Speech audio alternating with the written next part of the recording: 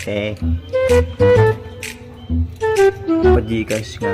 5,000. Bigay mo rin ha. Pupuntahan kita sa bahay Oo, niyo. te. Bigay ko na lang mamaya. Salamat, te.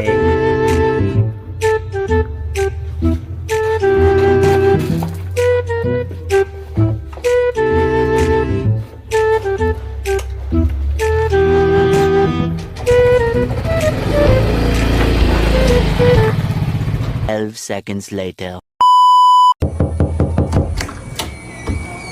Hello po, dito po ba nakatira si Jolo Narciso? Gusto lang po namin siya makausap dahil siya po ay may utang sa amin ng ganitong halaga. Nandyan po ba siya? Pwede po ba namin makausap?